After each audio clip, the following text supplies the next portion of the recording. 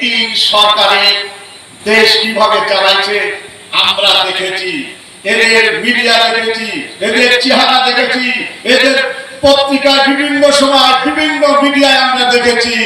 আসেন প্রথম নাঙ্গলের সরকার স্বৈরাচার এরশাদকে নামাতে গেলে কি পর্যন্ত বাংলাদেশের জনগণ রক্ত দিয়েছে আপনারা জানেন। এই স্বৈরাচার এরশাদ নামাতে গেলে সেই কারণে ছাত্র বলেছিলেন, কিন্তু বেশি সুবিধা করতে এরশাদ পারে নাই। ওইটা সেনাবাহিনীর প্রধান ছিলেন নুরউদ্দিন খান, তিনি বলেছিলেন ছাত্রকে আমরা গুলি করতে পারবো না। এরশাদের পতন হয়েছে। তারপর এদেশ শাসন করতে ধানের শীষের সরকার। এই ধানের শীষের সরকার সম্পর্কে আমাদের সবার জানা আছে। এই ধানের শীষের সরকার ওই সিসি তারেক আজিজকে নামাতে গেলে এক মাস এই হরতাল হয়েছিল বাংলাদেশে।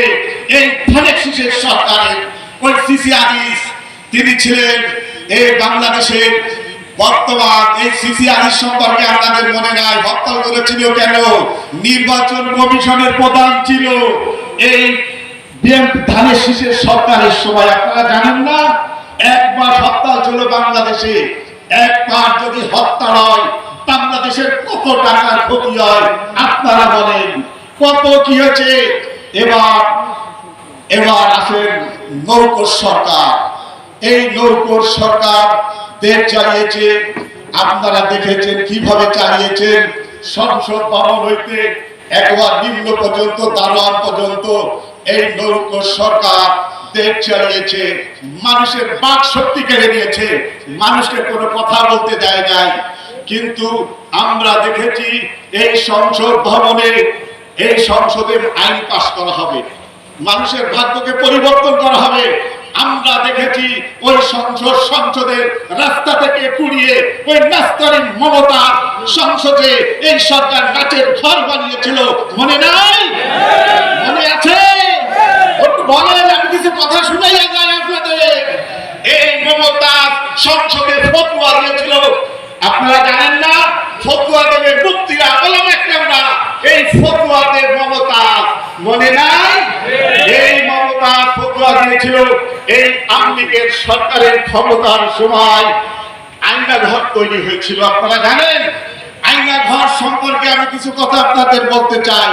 আমি বুঝতাম যে আয়না একটা ঘর, তার মধ্যে মানুষকে রেখে দেয় চারিপাশে আয়না। আসলে না, আয়না ঘর আর কবর সমান কথা। একটা জ্যান্ত মানুষকে কবরে রাখলে যে আযাব গজব হয় তার চেয়ে বেশি আযাব গজব হয় আয়না ঘরের মধ্যে রাখলে একটা মানুষকে। আপনারা জানেন আয়না ঘর, এই আয়না ঘর তৈরি করেছিল শেখ হাসিনা এবং তার রাজনীতির উপদেষ্টা জেনারেল তারেক আজিজ। সে ছিলেন জেনারেল, সে যে তখন তার চাকরি করে যায় শেখ হাসিনার আত্মীয় লোক। বাংলাদেশে বিভিন্ন মোবাইল এবং টেলিফোন মেঘনায় করে কে কি বলতেছে শেখ হাসিনাকে বিরোধিতা করে, এইটাকে সুন্দর করে পরিচালনা করে।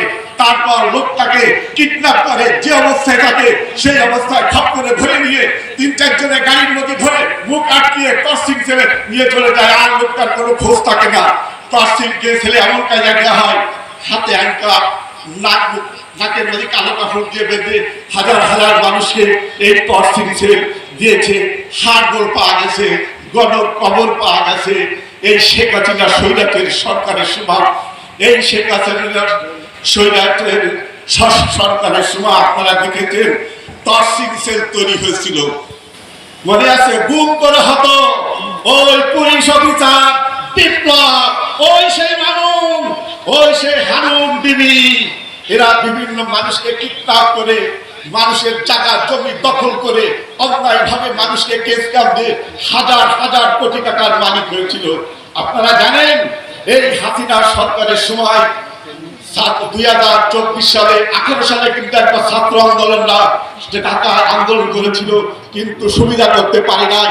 2024 সালে যখন এই ছাত্ররা রাজপথে নামে এদের অধিকার নিয়ে যে কুঠা আন্দোলন, উঠা আন্দোলন যখন রাস্তায় নামে, শেখ হাসিনা চীন থেকে চটক থেকে বাংলাদেশে আসে, তিনি ছাত্র সম্পর্কে বলে যে মুক্তি বাহিনী নাতিপুতরা চাকরি পাবে না, চাকরি হবে কি রাজাকারের নাতিপুতিরা।